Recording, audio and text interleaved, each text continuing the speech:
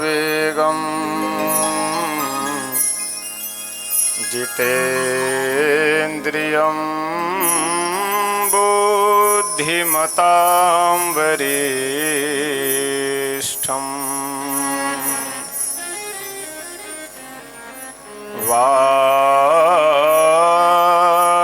वातात्मजं वानरयूथमुख्यम्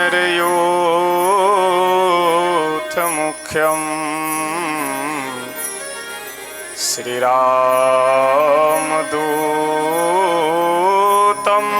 शरणं प्रपद्ये।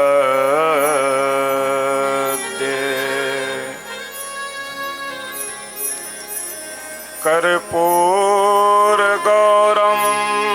करुणावतारम्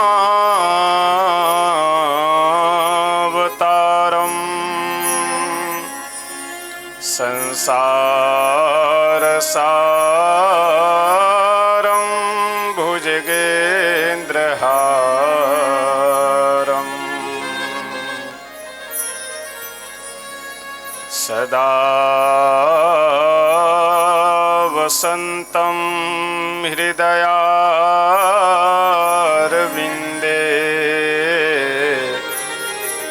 भवं भवानी सहितं नमामि।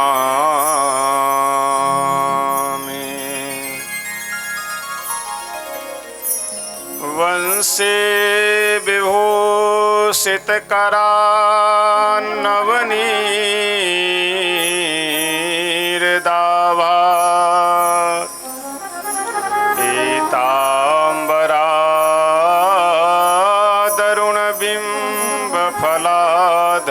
पीताम्बरादरुणबिम्बफलाधरोष्ठा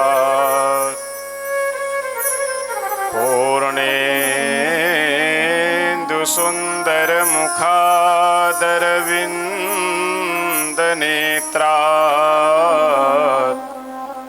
कृष्णात् परं किमपि तत्त्वमहं न जाने।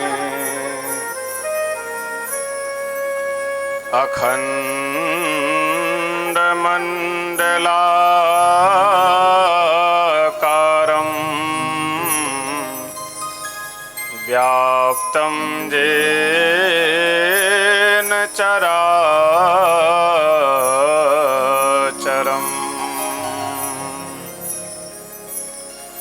तत्पदं दर्शितं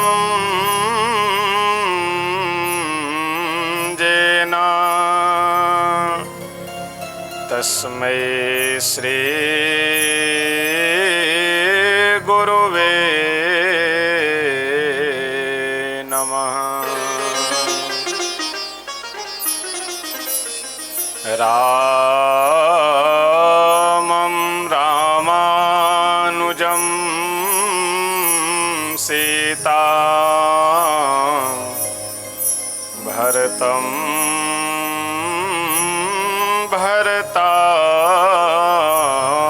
भरतानुजम्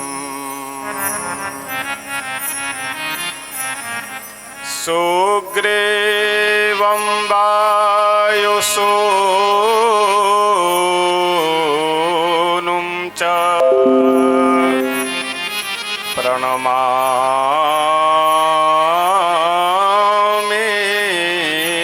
पुनः पुनः।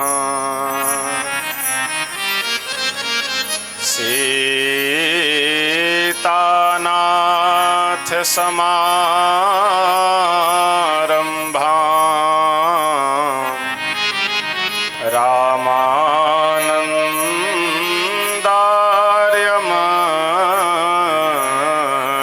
रामानन्दार्यमध्यमाम्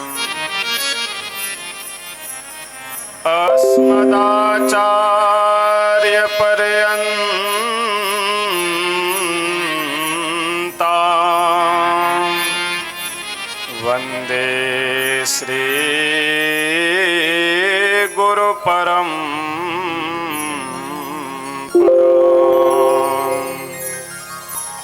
वन्दे श्री गुरुपरम्परां।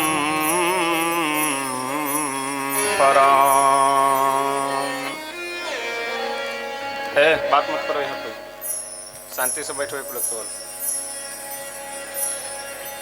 आइए हम सभी भक्त 2 बार भगवान नाम संकीर्तन करते हैं, उसके बाद फिर कथा प्रसंग में प्रवेश करेंगे।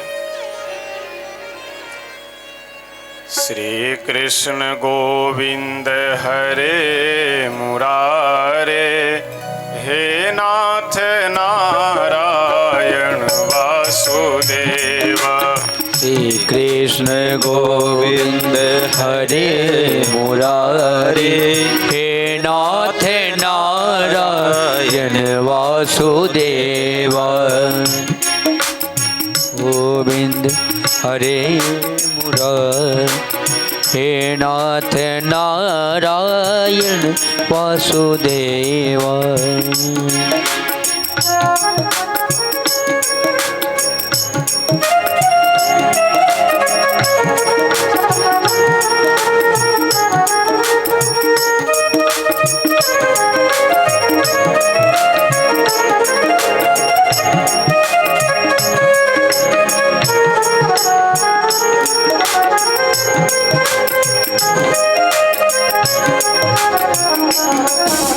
हे नाथ नारायण वासुदेवा, हे नाथ नारायण वासुदेवा। हे नाथ नारायण वासुदेवा, हे नाथ नारायण वासुदेवा। श्री कृष्ण गोविंद हरे मुरारे, हे नाथ नारायण वासुदेवा। श्री कृष्ण गोविंद हरे मुरारे, हे नाथ नारायण वासुदेवा। श्री कृष्ण गोविंद हरे मुरारे, हे नाथ नारायण वासुदेवा। श्री कृष्ण गोविंद हरे मुरारी, हे नाथ नारायण वासुदेव। श्री राधा कृष्ण भगवान की जय हो। श्री वृंदावन धाम की जय हो। श्री अयोध्या धाम के जय हो। श्री सरयू मैया के जय हो। श्री यमुना मैया के जय हो। श्री हनुमान जी महाराज के जय हो। श्री शंकर भगवान के जय हो। श्री सद्गुरुदेव भगवान के जय हो। श्रीमद्भागवत भगवान की जय हो। जय जय सीताराम।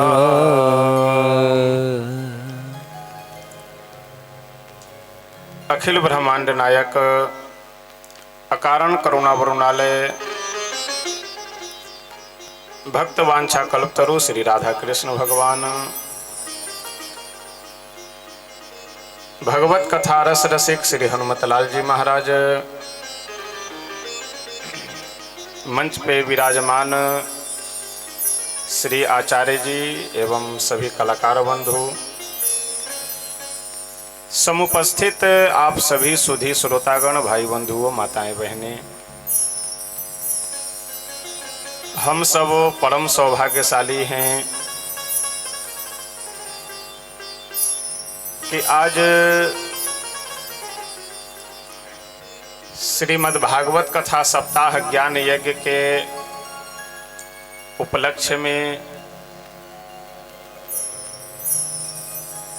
इस भूमि पे बैठ करके कथा श्रवण करेंगे। और आज ही नहीं, आज से 7 दिनों तक, यानी प्रथम दिवस की कथा, तो प्रथम दिवस होने के कारण स्वाभाविक व्यवस्थाओं में विलंब हो जाता है।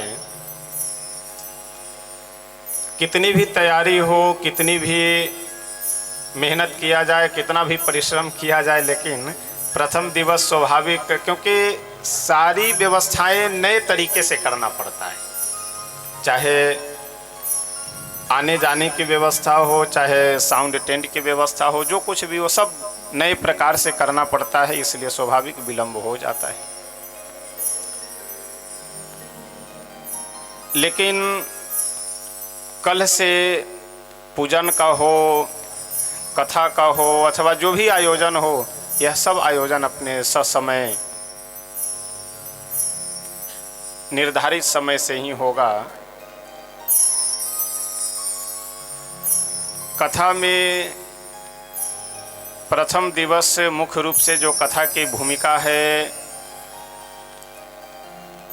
कथा की व्यवस्था है, कथा के कुछ नियम हैं, इन सब प्रसंगों की चर्चा, इन सब प्रसंगों का चिंतन एक बार हो जाना आवश्यक रहता है। यह श्रीमद् भागवत कथा अपने इस क्षेत्र में और अपने ही क्षेत्र में नहीं, लगभग सभी जगहों पे एक बार अपने जीवन में श्रीमद् भागवत कथा कराने की परंपरा है। वो मोक्ष के उद्देश्य से हो, भक्ति प्राप्ति के उद्देश्य से हो, अथवा जो भी उद्देश्य हो, अन्य भी कई बार अपने निजी उद्देश्य से, यानी कोई जीवन में समस्या हो, कोई उस तरह की बात हो, इन उद्देश्यों से भी श्रीमद् भागवत कथा सप्ताह ज्ञान यज्ञ का आयोजन सब करवाते हैं। किसी भी कार्य की सफलता, उसके प्रति समर्पण, उस कार्य का जो क्रम है, जो उस कार्य की विधि है, यदि विधि और श्रद्धा इन दोनों को ध्यान में रखते हुए हम कार्य करेंगे तो वह ज़्यादा फलीभूत होता है। कथा में सर्वप्रथम तो ध्यान यह रखना है कि शांति रहनी चाहिए। कई बार ये होता है कि पंडाल के बाहर जोर जोर से बोलना प्रारंभ कर दिए, कई बार बच्चे इधर उधर जा कर के यहाँ खेल रहे, वहाँ खेल रहे, इन सब व्यवस्थाओं से कथा का एक क्रम भंग होता है। तो इसलिए विशेष ध्यान यह रहे कि शांति तो सर्वप्रथम होना चाहिए। परिवार के अंदर भी आज परिवार के सभी सदस्य बैठे हुए हैं, कोई अगर कुछ बोल रहे हों तो यह कोई आवश्यक नहीं है कि हम बहुत परिश्रम कर रहे हैं या बहुत टेंशन में हैं तो किसी को डांट कर, किसी को फटकार करके, यह हमारे व्यवहार से लगे कि हम बड़े प्रेशर में हैं। बिल्कुल नॉर्मल हो करके कथा के विषय में तो महात्म्य में भागवतकार लिखते हैं कि बिल्कुल कोई अगर अपशब्द भी बोल रहा हो, कोई यदि अपमान भी कर रहा हो तो मुस्कुरा करके उसको टाल लीजिए, हाँ ठीक है, जाओ बाद में बात करेंगे, कथा जब हो जाएगी तब तुमसे बात करेंगे। यह होना चाहिए, क्योंकि अगर इन सब छोटी छोटी व्यवस्थाओं में अगर उलझते चले जाएंगे तो ये जो इतनी बड़ी व्यवस्था, इतना बड़ा कार्य, इसको आप पूरा फिर नहीं कर पाएंगे। इसलिए कोई भी व्यक्ति अगर कुछ पूछ रहा हो, कोई भी कुछ कह रहा हो, उसको प्रेम से उत्तर देना है, प्रेम से उससे बात करनी है। यह कथा का दूसरा क्रम है। एक तो शांति होनी चाहिए, चाहे कथा के समय में या परिवार में भी। दूसरी बात, किसी से भी कोई प्रयास यह करे कि हम अपशब्द का प्रयोग न करें या ऐसा हम न दिखावे कि हम सारी व्यवस्था कर रहे हैं तो हम बहुत परेशान हैं, बहुत प्रेशर, ये सब बातें नहीं होनी चाहिए। तीसरा क्रम यह है कि पवित्रता, जीवन में भी, व्यवहार में भी, और घर के अंदर में भी, और मन में भी पवित्रता अवश्य होनी चाहिए। अगर पवित्रता नहीं है तो फिर जो लाभ मिलना चाहिए कथा के, वह लाभ से हम लोग कहीं ना कहीं वंचित रह जाएंगे। वो चाहे शरीर की पवित्रता हो, चाहे मन की पवित्रता हो, पवित्रता पे विशेष ध्यान सभी लोगों को देना है। जैसे मन हुआ वैसे खा लिए, जहाँ मन हुआ वहाँ बिस्तर पे ही बैठ करके खा लिए, कहीं जूठा गिरा हुआ है, कहीं कुछ है, ये सब चीज़ें नहीं होनी चाहिए। क्योंकि वेद मंत्रों के माध्यम से, कथा के माध्यम से सभी देवताओं का आगमन होता है, तमाम दूर दूर से। अच्छा, इस कथा में बहुत से ऐसे लोग आएंगे जो हमारे परिचित के हैं, आसपास के, बहुत से भक्त ऐसे आएंगे जो परिवार से जुड़े हुए हैं, बहुत से लोग ऐसे आएंगे कि जो परिवार से भी नहीं जुड़े हैं, परिवार के किसी एक व्यक्ति विशेष से, किसी एक सदस्य से जुड़े हैं, ऐसे लोग भी आएंगे। और हो सकता है कहीं घूमते फिरते हनुमान जी भी कोई वेश बदल करके आ जाएं। तो इसलिए दरवाजे पे आए हुए किसी भी व्यक्ति का, चाहे वो परिचित हो या अपरिचित। देखिए ऐसा है, निमंत्रण दे करके जिन्हें बुलाया जा रहा है वो अतिथि नहीं है, वो रिश्तेदार हैं आपके, वो संबंधी हैं। अतिथि का मतलब ही है कि न तिथि अतिथि, तिथि का मतलब कि दिन, जो दिन निर्धारित कर करके ना आ रहे हो वही अतिथि है। तो जो अनजान में, जो अचानक आ जा रहे हो, एक बहुत सुंदर दोहा है, तुलसी किस वेश में नारायण मिल जाए। तो इसलिए कोई भी व्यक्ति कथा के क्रम में, वैसे तो प्रयास यह करना चाहिए कि ये जो भी बातें मैं बता रहा हूँ यदि हमारे स्वाभाविक जीवन में उतर जाए तो और अच्छी बात है, लेकिन कम से कम कथा के बीच में तो इन सब बातों का अवश्य ध्यान रखना है कि पवित्रता होनी चाहिए। चाहे अपवित्रता का मतलब यह नहीं कि हम जबरदस्ती स्नान कर ले या जबरदस्ती ऐसा कुछ कार्य कर ले कि जिससे 7 दिन कथा के बजाय हम जो है बिस्तर पे पड़े रहे या कहीं हॉस्पिटल में चले जाए, ऐसा नहीं है। पवित्रता का मतलब आवश्यकता अनुसार कर्मकांड और मुख्य रूप से मन की पवित्रता। क्योंकि कथाओं में भी मैं कई बार, जैसे निवास भी रहता है तो घर के आसपास, जैसे यहीं पे बगल में कमरा है, अब घर में कुछ लोग अगर इधर उधर कहीं बात कर रहे हैं जोर से तो सुनाई पड़ता है। अब कथा के समय तो कथा सुन रहे हैं, कहीं पूजन वगैरह हो रहा है या पूजा जैसे दोपहर में विराम हो गया, फिर शाम के 3 बजे से प्रारंभ होगा, इसके बीच में दुनिया भर के कथा कहानी, कहीं दरवाजे पे बैठकर प्रवचन पंडाल में ही बैठकर ये ऐसा किया वो, ये सब चीज़ें नहीं। जो है जितना अधिक से अधिक हो सके, जैसे श्रीमद् भागवत जी के मूल श्लोकों का पाठ होता है, उस पाठ का आप श्रवण कीजिए। कुछ नहीं है तो 12 मंत्र का जप कीजिए। वह मंत्र भी अगर नहीं पढ़ पा रहे हैं तो बढ़िया सीताराम सीताराम या राधे श्याम भगवान का नाम संकीर्तन कीजिए। यानी जैसे सरयू जी में जल कितना है ये ना हमें पता है, ना आपको पता है, ना कोई जल विभाग के किसी अधिकारी या कर्मचारी को पता है। अनुमान लगा लेते हैं कि इतना मीट्रिक लीटर या क्या क्या उनका जो अपना सूत्र हो कि इतना लीटर लगभग जल जो है इस बार सरयू जी में प्रवाहित हो रहा है। लेकिन कितना लीटर जल है बिल्कुल एकदम कन्फर्म किन्हीं को भी ये जानकारी नहीं है। अब उस सरयू जी में यदि हम 250 ग्राम का यदि कोई लोटा या गिलास लेकर के जाएंगे तो हमारा 250 ग्राम का लोटा या गिलास ही भरेगा, यानी हमें 250 ग्राम जल मिलेगा। यदि हम 1 लीटर का पात्र लेकर के जाएंगे तो हमें 1 लीटर जल मिलेगा। यदि 5 लीटर का हम पात्र लेकर के जाए तो 5 लीटर, यानी जितने लीटर का हम पात्र लेकर के जाएंगे उतना लीटर जल हमें मिलेगा। उसी तरह से यह सब जो आयोजन होते हैं, वो चाहे कोई यज्ञ हो अथवा श्रीमद् भागवत कथा हो, अन्य जो भी धार्मिक आयोजन हम अपने घर में करते हैं, कोई भी आयोजन छोटा या बड़ा नहीं होता है। उसकी विधि कम ज़्यादा हो सकती है, उसकी समय सीमा कम ज़्यादा हो सकती है, लेकिन पूजा अनुष्ठान कोई छोटा बड़ा नहीं होता है, सब पूजा एक समान है। यानी वही नदी के समान उसमें पुण्य भरा हुआ है। अब जितना अधिक आप श्रद्धा विश्वास भाव समर्पण पूर्वक यदि उसमें सेवा करेंगे उतना अधिक पुण्य रूपी जल की प्राप्ति आपको होगी। कई बार यह होता है, कुर्सी पे बैठे हुए हैं, दूर से किसी लड़के को बुलाएंगे, इधर सुनो, नज़दीक आए, बोल इस गिलास को उठा करके फेंक दो। ऐसा क्यों कर रहे हैं? क्योंकि मन में ये लगता है कि अब बताओ, अब हम गिलास उठाने वाले रह गए अब। लेकिन नहीं, एक बहुत सुंदर प्रसंग आप लोगों को सुनावे। महाभारत का यह प्रसंग है, आप सब लगभग जानते भी होंगे। युधिष्ठिर जी जब राजसू यज्ञ कर रहे थे तो राजसू यज्ञ का यह नियम है कि उसमें जो भी सेवा है, चाहे झाड़ू लगाने का हो या भोजन खिलाने का हो या बनाने का हो, जो भी कार्य है, कोई नौकर चाकर नहीं करेंगे, सब राजा लोग ही करेंगे। ये राजसू यज्ञ का नियम होता है। सभा लगी, सभी राजाओं को सेवा दे दी गई, इनका ये कार्य है, उनका वो कार्य है, सबको सेवा बांट दिया गया। अंत में राजसू यज्ञ में जो सर्वसम्मति से सर्व पूज्य राजा घोषित किया गया था श्री द्वारिकाधीश भगवान को, यानी श्री कृष्ण भगवान। जब उनका नंबर आया कि इनको कौन सी सेवा दिया जाए, झाड़ू लगाने में, भोजन खिलाने में, या यज्ञ मंडप में, या भोजन बनाने में, तो सारी सेवा बट चुकी थी। यानी जहाँ जहाँ जितने जितने सेवकों की आवश्यकता थी वो सभी राजा नियुक्त हो गए, कोई सेवा बची ही नहीं थी। द्वारिकाधीश पूछे कि हमारे लायक क्या सेवा है, हमको भी कुछ सेवा दीजिए।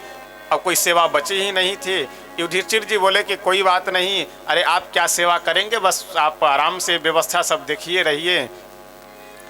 द्वारिकाधीश बोले कि ऐसे काम नहीं चलेगा, एक आप हमको वचन दीजिए, और जितने भी सभा में राजा बैठे हुए हैं सभी लोग हमें वचन दीजिए कि इस यज्ञ में जो सेवा बची हुई होगी उस सेवा को मैं कर लूंगा, बाद में मैं ले लूंगा। युधिष्ठिर जी देखे कि कोई सेवा तो बची हुई है नहीं, तो बाद में लेंगे क्या। बोले हाँ हाँ ठीक है, आपका विचार हमें स्वीकार है। अब भोजन बना दिया गया, यज्ञ भी प्रारंभ हो गया। जितने भी अतिथि संत महात्मा जो भी बाहर से भक्तगण आ रहे हैं सबकी व्यवस्था करने वाले, सबको नाश्ता पानी कर, सब सारी व्यवस्थाएं करने वाले सेवक सभी राजा लगे हुए थे। भोजन बन गया, पंक्ति बैठा करके, लाइन में बैठा करके सभी को भोजन परोस दिया गया। सब भोजन कर भी लिए। अब बात आई पत्तल उठाने का।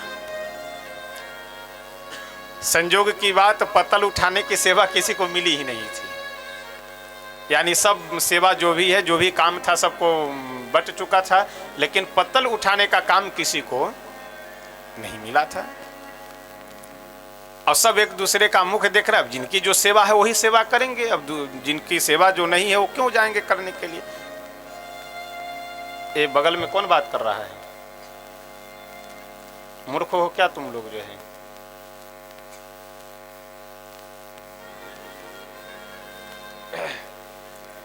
श्री राधा कृष्ण भगवान की जय हो।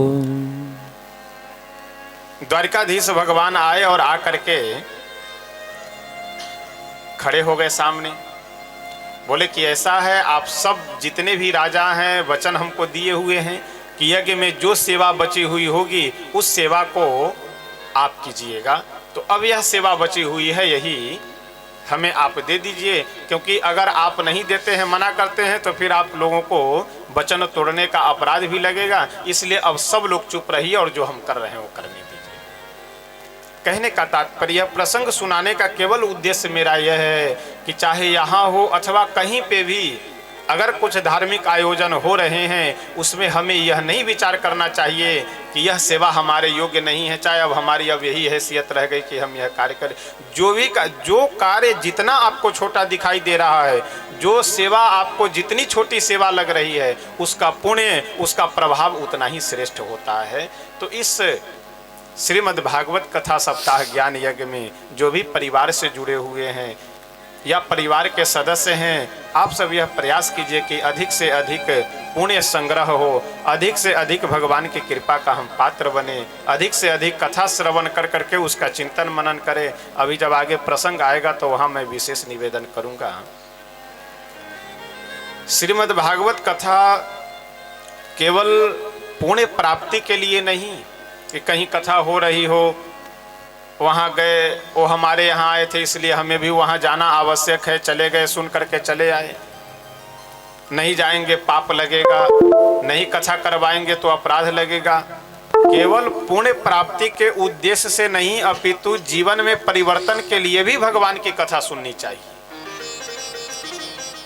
क्योंकि कथा, भगवान की जो कथा है उसका आध्यात्मिक पक्ष में भी लाभ है और व्यवहारिक पक्ष में भी लाभ है, दोनों जगह उपयोग है। भगवान की कथा से केवल आध्यात्मिक यानी भक्ति, पुण्य यह तो मिलता ही है, उसके साथ साथ हमारा व्यवहारिक पक्ष भी मजबूत होता है यदि उस कथा को हम सही से सुन करके अपने जीवन में ग्रहण करने का प्रयास करें, विचार करें। तो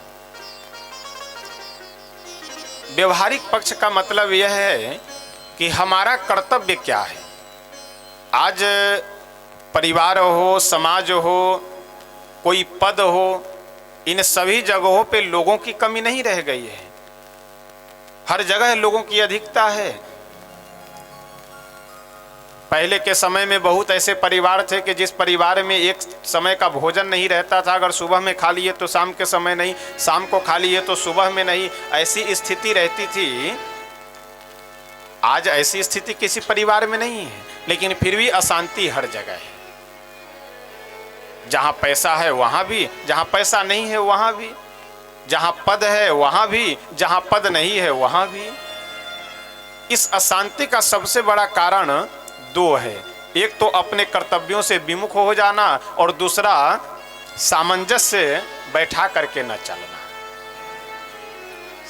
देखिए, अगर आप अपने कर्तव्य को नहीं समझेंगे, यदि आप सामंजस्यवादी व्यक्ति नहीं बनेंगे, तो जीवन आपका अशांत हुए बिना, परिवार अशांत हुए बिना नहीं रह सकता है। अब सर्वप्रथम विचार करते हैं कि कर्तव्य क्या है। गोस्वामी श्री तुलसी बाबा मानस में एक बहुत सुंदर चौपाई लिखते हुए कहते हैं कि परहित सरिस धर्म नहीं भाई, पर पीड़ासम नहीं अधमाई। धर्म क्या है? परोपकार करना, परहित करना, हमारे व्यवहार में परिवर्तन होना, यही धर्म है। देखिए, धर्म का मतलब हम लोग क्या समझते हैं? मंदिर में जाकर दर्शन करना, पूजा पाठ करना, यही धर्म है। यह तो धर्म है ही, लेकिन यही धर्म नहीं है, यह उपासना है। बहुत गंभीरता से हम लोग को विचार करना चाहिए कि धर्म और उपासना दोनों में अंतर है। कथा सुनना, पूजा पाठ करना, तीर्थ यात्रा करना, व्रत करना, अनुष्ठान करना, ये सब धर्म का स्वरूप नहीं है, ये सब उपासना का स्वरूप है। धर्म का स्वरूप क्या है? तो श्री मनु जी महाराज मनु स्मृति में लिखते हुए कहते हैं कि धृति क्षमा दमोस्तेयम शौचम इंद्रिय निग्रह धीर विद्या सत्यम अक्रोधो दशकम धर्म लक्षणम। धृति, यदि आप धैर्यवान हैं तो आप पूजा पाठ करते हो या ना करते हो, आप तीर्थों में जाते हो या ना जाते हो, यदि आप धैर्यवान हैं तो धार्मिक हैं आप। धृति क्षमा, क्षमा कहते हैं सामर्थ्य रहते हुए भी अपने अपराधी को दंड न देना, यही क्षमा है। लेकिन क्षमा ये कमजोरी न बने। कोई अत्याचारी व्यक्ति है, कोई अन्यायी व्यक्ति है, और वहाँ भी हम अहिंसा का पाठ पढ़ते रहें, तो ये ठीक नहीं है। क्षमा का मतलब है कि कोई अगर संभलने वाला व्यक्ति है, कोई सुधरने वाला व्यक्ति है, धोखे से यदि गलती हो गया है, तो ऐसे लोगों को आप सामर्थ्य रहते हुए भी अगर क्षमा कर दे रहे हैं, छोड़ दे रहे हैं, यही क्षमा का स्वरूप है। यानी दया की यदि भावना है आपके हृदय में, तो आप धार्मिक व्यक्ति हैं, पूजा पाठ करते हो या ना करते हो। दम, दम कहते हैं अपने इंद्रियों पे कंट्रोल करने को, इंद्रियों पे निग्रह करने को। अच्छा, कि कोई व्यक्ति यदि हम आपसे पूछे, मान लीजिए कि बुद्धि कहाँ है हमारे आपके शरीर में, तो हम लोग क्या उत्तर देंगे? बुद्धि मस्तिष्क में है। आंख कहाँ है? सामने है। कान कहाँ है? इधर है। गंभीरता से अगर विचार कर करके देखिए तो आंख, कान, मुख, इन सभी इंद्रियों से, ये सब क्या है? ये सब इंद्रियां हैं हमारी आपकी। इन इंद्रियों से हम लोग व्यवहार करते हैं। ये जितनी भी इंद्रियां हैं, ये सारी इंद्रियां बुद्धि से नीचे है, यानी सबके ऊपर मस्तिष्क में बुद्धि है। यानी संकेत क्या है कि आंख से हमें क्या देखना चाहिए, क्या नहीं देखना चाहिए, मुख से हम क्या बोले और क्या न बोले, कान से हम क्या सुने और क्या न सुने, इन सभी प्रसंगों का बुद्धि से विचार कर करके ही व्यवहार करना चाहिए। जो मन में आया वो देख लिए, जो मन में आया वो सुन लिए, जो मन में आया वह बोल दिए। एक अपने शास्त्रों में शब्द है, देवताओं के लिए इसका प्रयोग किया जाता है सुर, और राक्षसों के लिए प्रयोग किया जाता है असुर। सुर और असुर। सुर का एक पारिभाषिक अर्थ स्वर भी होता है। जैसे कोई अगर हारमोनियम बजा रहा हो, उसमें से ची पी यदि इस तरह की अगर आवाज़ आ रही हो, तो यदि उसका जानकार है संगीत का तो तुरंत, या न भी जानकारी है तो भी लोग बोले देखिए आप हारमोनियम बजा रहे हैं लेकिन आपका हारमोनियम स्वर में नहीं है, सुर में नहीं मिला हुआ है। कोई नाल बजा रहा हो, ढोलक बजा रहा हो, यदि जैसा उसका बढ़िया मधुर स्वर निकलना चाहिए उस तरह का नहीं, यदि किसी ढब ढब आदि का आवाज़ आ रहा हो तो लोग कहते हैं कि आपका यह ढोलक सुर में नहीं है, इसको पहले सुर में मिलाइए फिर बजाइएगा। जो सुर में ना हो वो क्या है? असुर है। हमारे आपके पास शरीर में भी कई सारे बाजे हैं। आंख क्या है? ये बाजा ही है एक। कान क्या है? एक बाजा ही है। मुख क्या है? एक बाजा ही है। यदि कान से हम वही सुन रहे हैं जो सुनना चाहिए तो समझ लीजिए कि कान रूपी बाजा आपका सुर में है, और वह सुन रहे हैं जो नहीं सुनना चाहिए तो कान रूपी बाजा सुर में नहीं है। इसका मतलब आप असुर राक्षस हैं। देखिए, ये चित्र में या सीरियल में या पुस्तकों में कुछ जो स्वरूप वर्णन किया गया है, इन सब बातों के कारण हम लोगों की एक धारणा क्या बन गई है मन में कि राक्षस कौन? जिनके खूब मोटे तगड़े शरीर हो, सिंग निकले हुए हो, लंबे लंबे दांत हो, काले कलूटे, वही राक्षस। ऐसी बात नहीं है। राक्षसों का एक स्वरूप वह है, लेकिन मनुष्य एक ऐसी व्यवस्था है, एक ऐसी योनि है, एक यह ऐसा प्रकार है कि मनुष्य में यदि देवत्व गुण आया तो वही देवता हो गया, और मनुष्य के अंदर यदि राक्षसत्व गुण आया तो हम मनुष्य होते हुए भी राक्षस हो गए। देखिए, मनुष्य होना ये अलग की बात है और मनुष्यता होना ये अलग की बात है। मानव होना ये अलग की बात है और मानवता होना ये अलग की बात है। एक मैं प्रसंग सुनाता हूँ हमेशा, जैसे मोबाइल या यूट्यूब वगैरह पे आप जब देखेंगे तो कई बार ये सुनने को आपको मिलेगा जो है, लेकिन मोबाइल के माध्यम से तो कई बार लोग सुन लेते, लेकिन जहाँ कथा हो रही है नए जगहों पे, वहाँ बहुत से लोग पहली बार जो कथा सुन रहे हैं उन लोगों को पुनः उन प्रसंगों को सुनाना पड़ता है। एक किसी गांव की घटना है। कोई बहुत जमींदार पैसे वाले व्यक्ति अपने दरवाजे पे बैठे हुए थे। एक प्यासा व्यक्ति आया और आकर के बोला कि बाबूजी बहुत प्यास लगी हुई है, एक लोटा जल हमें मिल जाएगा? वह जो जमींदार व्यक्ति अपने दरवाजे पे बैठे थे कुर्सी लगा करके, वह बोले हाँ हाँ क्यों नहीं मिल जाएगा, बैठो, देखते हैं घर में कोई आदमी होगा तो बुलाते हैं, वो जल तुम्हें दे देगा। वह प्यासा व्यक्ति वहीं बैठ गया। आवाज दिया घर में किसी का नाम लेकर, या वैसे ही संजोग की बात कि घर में कोई सदस्य उपलब्ध थे नहीं बाहर आने वाले, नहीं आए। थोड़ी देर बाद पुनः वह प्यासा व्यक्ति जल की याचना किया। अरे बाबू साहब बहुत प्यास लगी हुई है, थोड़ा यदि जल मिल जाता तो मेरी प्यास बुझ जाती। अब वो डांट करके बोलने लगे कि क्यों बार बार परेशान कर रहे हो, शांति से बैठो, देखते हैं घर में कोई आदमी होगा तो अभी बुलाते हैं, जल तुम्हें दे देगा। वह प्यासा व्यक्ति उठ करके खड़ा हुआ और हाथ जोड़ करके बोला कि अगर आप बुरा ना माने तो एक बात कहूँ। बोले हाँ हाँ बोलो, क्या कहना चाहते हो? वह प्यासा व्यक्ति बोला कि जब से मैं आया हूँ तब से आप एक शब्द बार बार कह रहे हैं कि घर में कोई आदमी होगा तो बुलाते हैं जल पिला देगा, घर में कोई आदमी होगा तो बुलाते हैं जल पिला देगा तुम्हें। क्या आप आदमी नहीं हैं? अगर आप ही घर में चले, आप भी तो घर के आदमी ही हैं, आप भी तो घर के सदस्य ही हैं। अगर एक लोटा जल ला करके हमें दे देते तो अभी मैं काफ़ी समय से प्यासा बैठा हुआ हूँ, मेरी प्यास बुझ गई होती। कहने का तात्पर्य कि वह व्यक्ति मनुष्य तो है लेकिन मनुष्यता उसके अंदर नहीं है, मानव तो है लेकिन मानवता उसके अंदर नहीं है। और आज अगर आप अपने समाज में, आस पड़ोस में अगर दृष्टिपात कर करके देखिए तो ऐसे मनुष्य के चेहरा वाले तो आपको लगभग सभी मिलेंगे, लेकिन मनुष्यता आपको वो हजारों लाखों में किसी एक आदमी आपको दिखाई देगा। भगवान की कथा, ये मनुष्यता, देखिए मनुष्य होना एक शरीर का नाम है, यानी मनुष्य शरीर में जन्म हुआ, मनुष्य नहीं मनुष्य कहे जाने लगे। और मनुष्यता एक गुण का नाम है। अगर हम में मनुष्यता है तो हम मनुष्यता से युक्त मनुष्य हैं, यदि हम में मानवता है तो हम मानवता से युक्त मानव है, और यदि मानवता नहीं है तो केवल हमारा चेहरा मनुष्य का है, बाकी हम मानवता से युक्त मानव नहीं है, मनुष्य नहीं है। तो भगवान की कथा हमें मनुष्यता से युक्त मनुष्य बनाने का भी एक साधन है। कथा केवल इसलिए न सुना जाए कि हमें पुण्य मिलेगा, कथा केवल इसलिए नहीं पढ़ा जाए कि हमें इससे लाभ होगा, व्यवहारिक पक्ष भी हमारा मजबूत होगा। और हम लोग चर्चा कर रहे थे कि कर्तव्य क्या है हमारा।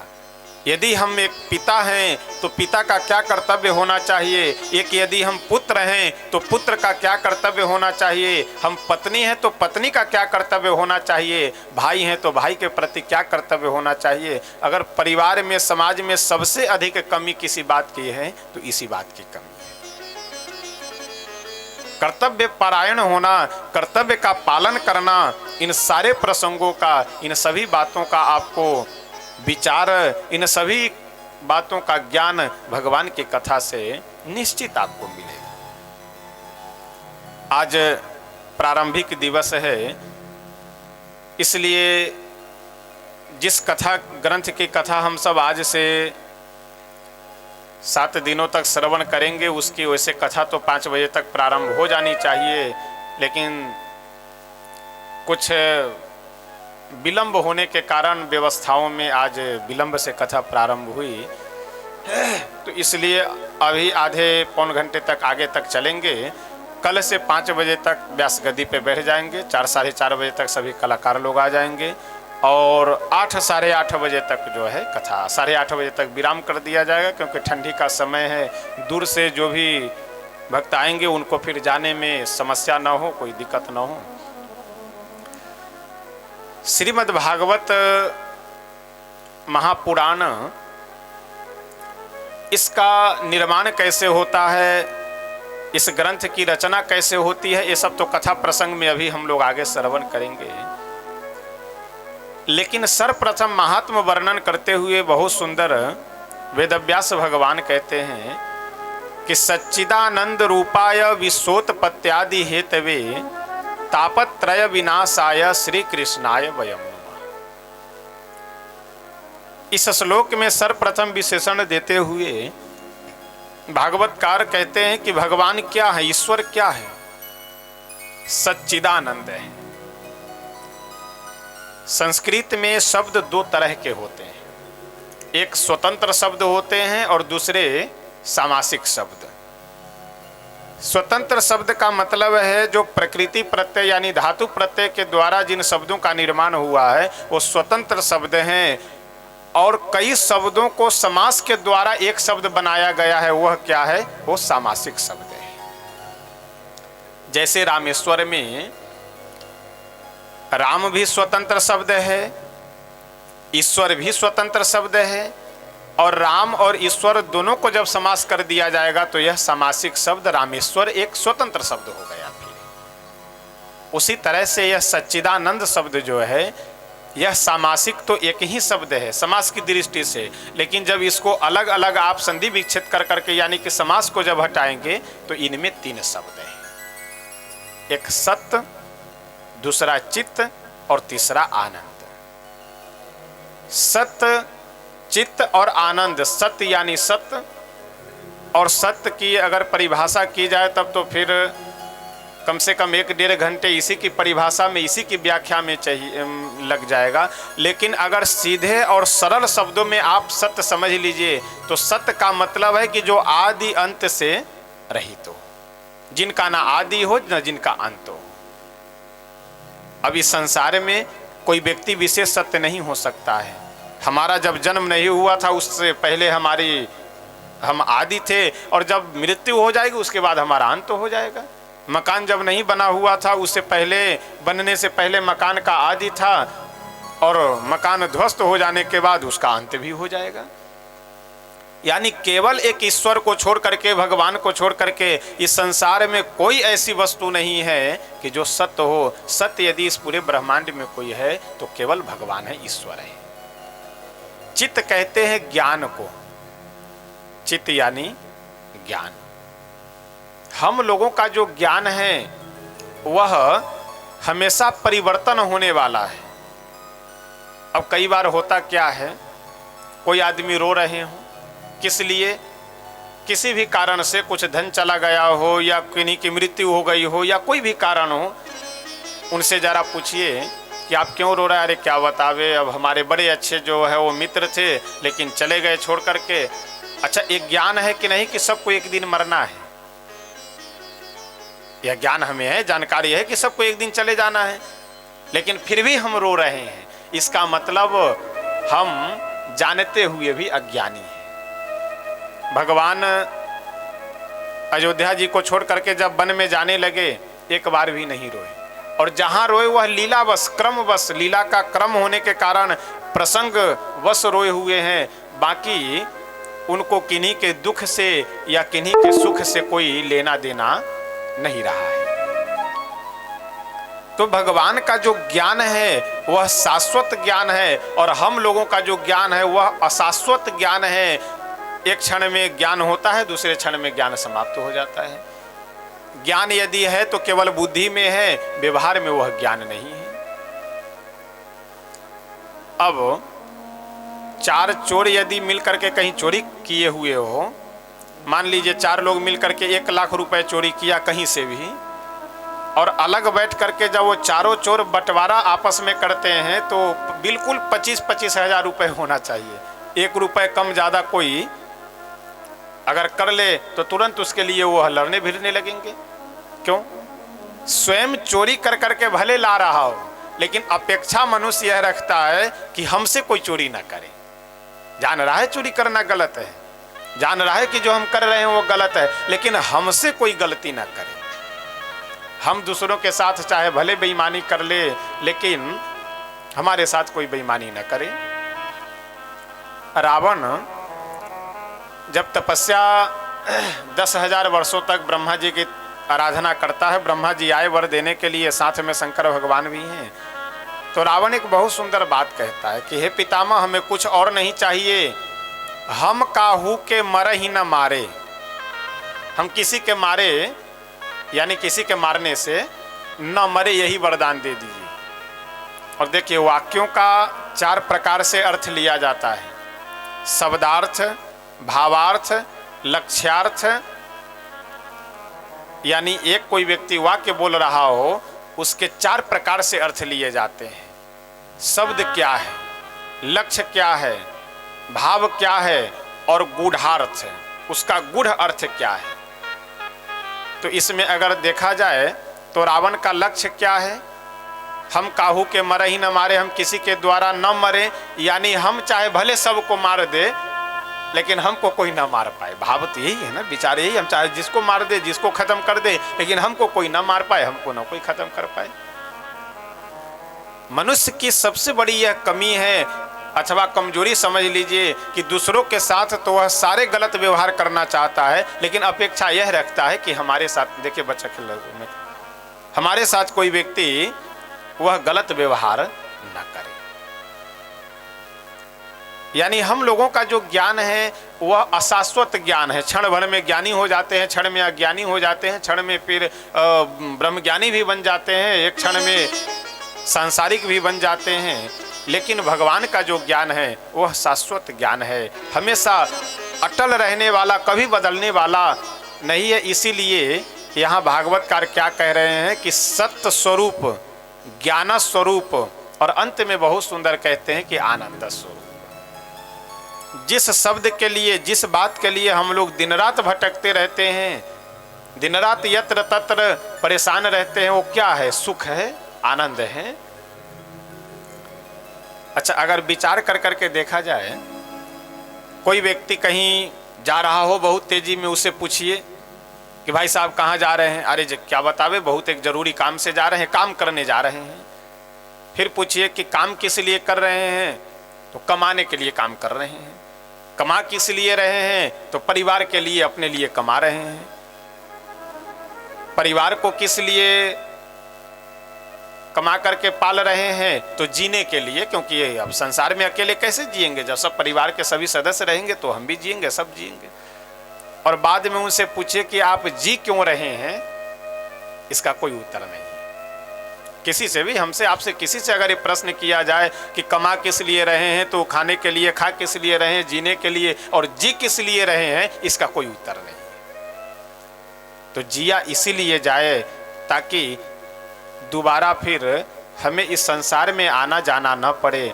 देखिए, श्री राम कथा और श्रीमद् भागवत कथा, इन दोनों कथाओं में एक बड़ा सुंदर किन्हीं संत का, किन्हीं विद्वान का भाव है कि श्री राम कथा हमें जीना कैसे है यह शिक्षा देती है, और श्रीमद् भागवत कथा हमें मरना कैसे है यह शिक्षा देती है। क्योंकि जीना भी इतना आसान नहीं है जितना आसान हम लोग समझते हैं, और मरना भी इतना आसान नहीं है जितना हम लोग आसान समझते हैं। मरने की भी एक कला है, मरने की भी एक व्यवस्था है, मरने का भी एक नियम है, मरने की भी एक विधि है। अब बहुत सारी विधियां, बहुत सारी व्यवस्थाएं केवल प्रचलन एक बन गया है। अब मरने के बाद गरुड़ पुराण सुनाया जाए, वही अगर गरुड़ पुराण व्यक्ति जीवित में ठीक ठाक से पढ़ ले तो मरने के बाद गरुड़ पुराण की आवश्यकता ही नहीं पड़ेगी। एक प्रचलन बन गया कि मरने के बाद राम नाम सत्य है, बोलना है। लेकिन राम नाम सत्य अगर जीवित में किसी को बोल दिया जाए, तुरंत आदमी नाराज हो जाएगा कि देखो जीते जी हमें वो राम नाम सत्य बोल रहा है। और यह श्री रामचरितमानस में लिखा हुआ है कि उमा कहूँ मैं अनुभव अपना, सत्य हरि भजन जगत सब सपना। भगवान का जो नाम है, राम नाम, यही सत्य है, बाकी और कुछ सत्य नहीं है। और किसी से बोल दीजिए कि राम नाम सत्य है, आदमी तुरंत नाराज हो जाएगा। तो कुछ बातें भ्रमवश, अज्ञानवश एक समाज में प्रचलन बन गया है। किसी भी आदमी को अगर एक बार आप कहिए कि भाई साहब थोड़ा महाभारत वगैरह पढ़ा कीजिए जो है, तुरंत आपको समझाते हुए व्यक्ति बोले अरे राम राम क्या बात कर, तो महाभारत रखना मत घर में महाभारत हो जाएगा। आप देखिए किसी भी गांव में घर घर में आपको महाभारत दिखाई पड़ेगा। भगवान की कृपा से दो चार ऐसे घर हैं कि जहां ऐसी बात नहीं है, नहीं तो विवाद ये सब घर घर में आपको दिखाई देगा। लेकिन किसी भी घर में अगर आप खोजेंगे तो महाभारत ग्रंथ आपको नहीं मिलेगा। बन गई ध्रुव जी की बन गई, प्रहलाद हूँ की बन गई, हरि सुमिरन में लाग रे, ये हो हरि सुमिरन में लाग रे, वो तेरी अच्छी बनेगी, सल्तन के संग लाग रे, तेरी अच्छी बनेगी, संतन के संग लाग रे, तेरी अच्छी बनेगी, सल्तन के संग लाग रे, तेरी अच्छी बनेगी।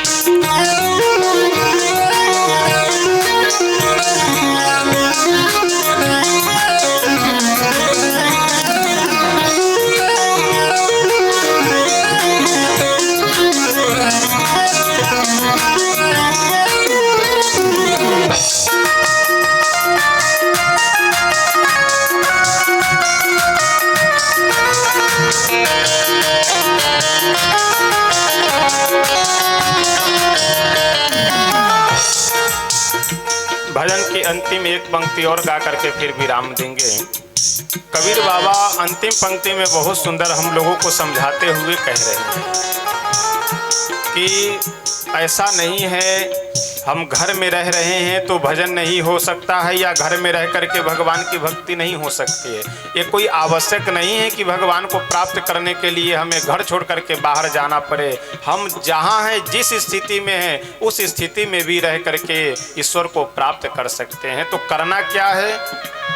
सुतवित लोक ईसणा तेनी, सुतवित लोभ विषणा तेनी, सुतवित लोक ईसणा तेनी, सुतवित लोक ईसणा तेनी, त्याग सके तो त्याग रे हो, त्याग सके तो त्याग रे, तेरी अच्छी बनेगी, संतन के संग लाग रे, तेरी अच्छी बने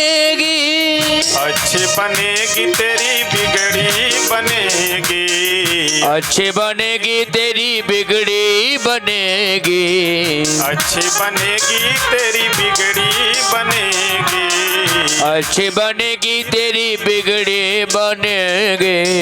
होए तेरो बड़ो भाग रे तेरी अच्छी बनेगी, होए तेरो बड़े भाग रे तेरी अच्छी बनेगी। कहत कबीर राम सुमिरन में, कहत कबीर राम सुमिरन में, कहत कबीर राम सुमिरन में, कहत कबीर राम सुमिरन में। पाग सके तो पाग रे हो, पाग सके तो पाग रे तेरी अच्छी बनेगी, सल्तन के संग लाग रे तेरी अच्छी बनेगी।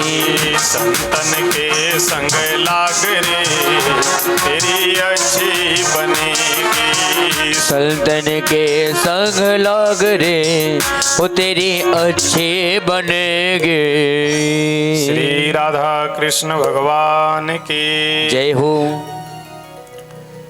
तो भागवतकार बहुत सुंदर वंदना प्रकरण में ही यानी महात्म के वंदना में ही बहुत सुंदर भगवान की विशेषण बताते हुए, विशेषता बताते हुए कहते हैं कि सच्चिदानंद रूपाय विश्वोत्पत्त्यादि हेतवे तापत्रय विनाशाय श्री कृष्णाय वयम नुमः। यानी विश्वोत्पत्त्यादि हेतवे, इस विश्व के उत्पत्ति के जो हेतु हैं, उत्पत्त्यादि का मतलब उत्पत्ति यानी निर्माण, पालन और संहार, इन तीनों को करने वाले जो हैं वह भगवान श्री कृष्ण हैं। तापत्रय विनाशाय, तीन तरह के ताप होते हैं, दैहिक, दैविक और भौतिक। दैहिक ताप का मतलब जो हमारे शरीर में रोग व्याधि है, ये क्या है? ये दैहिक ताप है। भौतिक यानी भूत प्रेतादियों के द्वारा जो हमें ताप मिलता है वह भौतिक ताप है।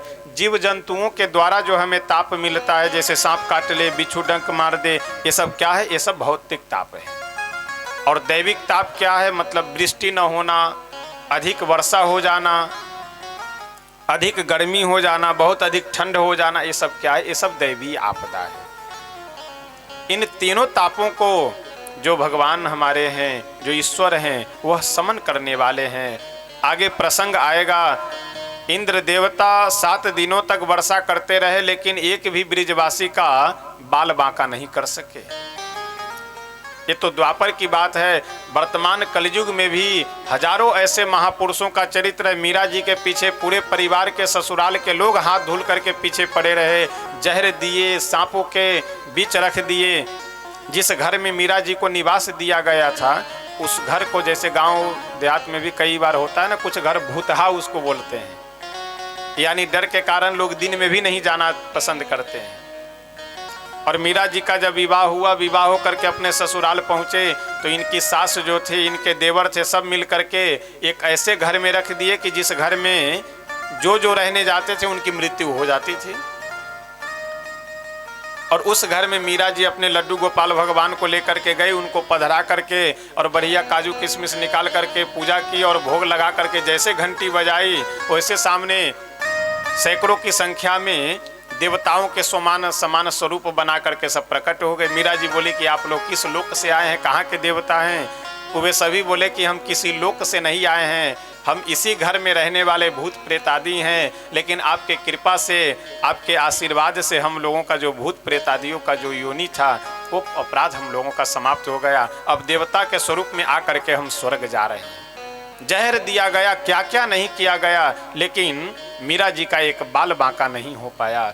तो कहने का तात्पर्य कि भगवान की जो यह कथा है, भगवान जो हमारे हैं वो दैहिक, दैविक, भौतिक तीनों तरह के तापों का समन करने वाले हैं। आज मैं प्रारंभ में ही अभी निवेदन किया हूँ कि प्रारंभिक दिन होने के कारण कथा विलंब से, और विलंब से क्या, थोड़े ज़्यादा विलंब से प्रारंभ हुई है, तो इसलिए अब समय अधिक हो रहा है, तो अभी आरती आदि भी हम लोग को करनी है। तो यहीं पे अपनी वाणी को श्री राधा कृष्ण भगवान के चरणों में विराम देते हैं। कल समय से बिल्कुल 5 बजे कथा प्रारंभ हो जाए और 8 साढ़े 8 बजे तक कथा विराम की जाएगी। तो अपने वाणी को यहीं पे विराम देते हैं। आइए 2 बार प्रेम से स्तुति और संकीर्तन करते हैं, उसके बाद फिर हम सब प्रेम से आरती करेंगे।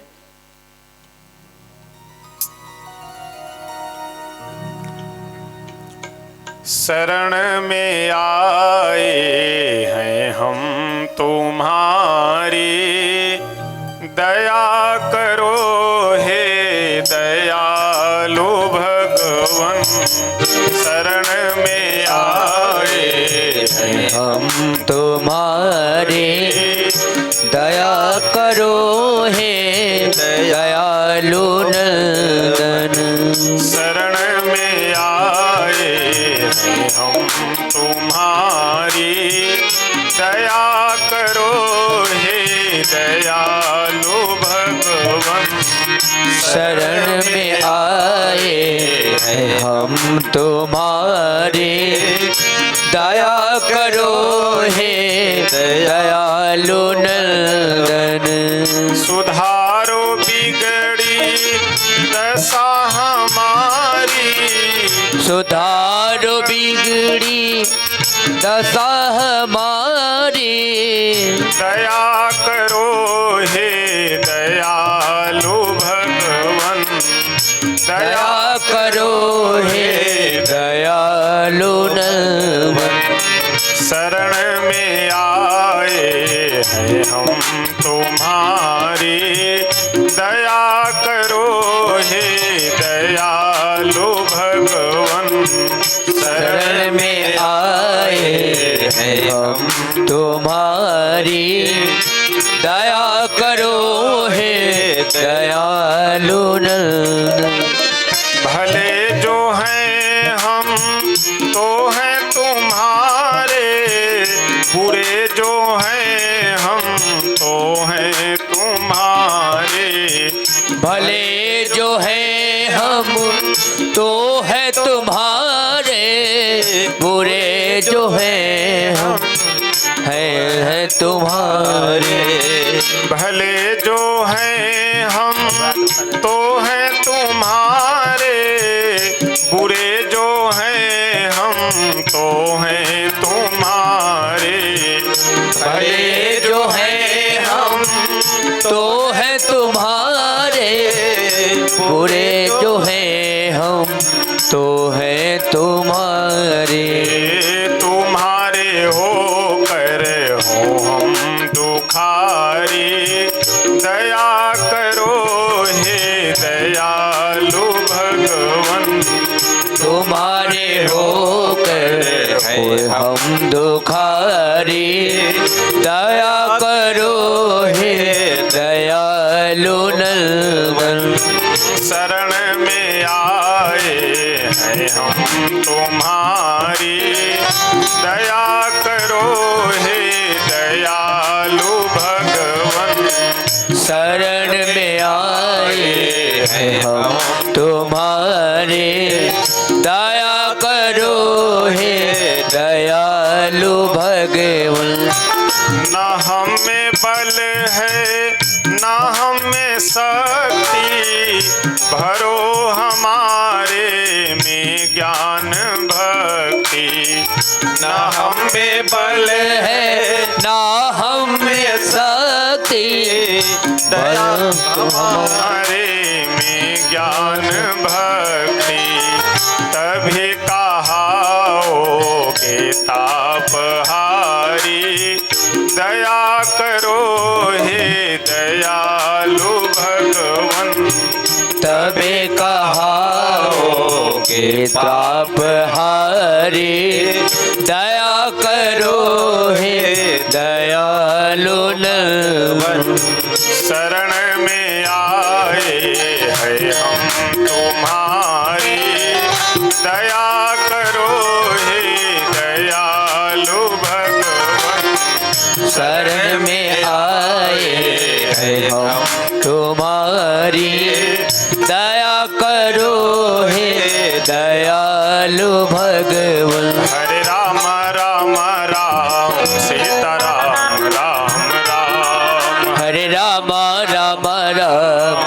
सीताराम राम राम हरे राम राम राम सीताराम राम राम हरे राम राम राम सीताराम राम राम हरे राम राम राम सीताराम राम राम हरे राम राम राम सीताराम राम राम हरे राम राम राम सीताराम राम राम हरे राम राम राम सीताराम राम राम हरे राम राम राम सीताराम राम राम हरे राम राम राम सीताराम राम राम हरे राम राम राम सीताराम राम राम हरे राम राम राम सीताराम राम राम श्री राधा कृष्ण भगवान की जय हो। हरिओम। आइए सभी भक्त खड़े होकर के प्रेम से आरती में सम्मिलित होंगे। आइए आरती होगी। भागवत जी की आरती भागवत जी की आरती हाँ आइए सभी लोग आरती करेंगे। आरातिक्यम प्राज्वाल्य ज्वालामालिन्ये नमः। जले ज्वाला थले ज्वाला ज्वाला पर्वतमस्तके त्रैलोक्य व्यापिनी ज्वाला ज्वाला देवी नमोस्तुते। ओम हरि ओम माँ अग्निर्ज्योतिर्ज्योतिरग्निः स्वाहा सूर्यज्योतिर्ज्योतिः सूर्यः स्वाहा अग्निर्वर्चो ज्योतिर्वर्चः स्वाहा सूर्यपर्चो ज्योतिर्वर्चः स्वाहा ज्योतिः सूर्यः सूर्यो ज्योतिः स्वाहा। श्री भागवत भगवान की है आरती पापियों को पाप से है तारती ये आरती भागवत भगवान की है आरती पापियों को पाप से है तारती।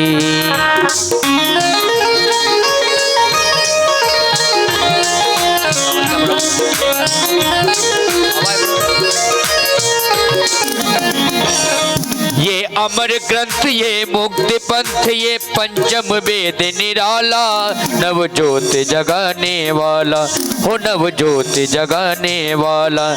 ये अमर ग्रंथ ये मुक्ति पंथ ये पंचम वेद निराला नव ज्योत जगाने वाला।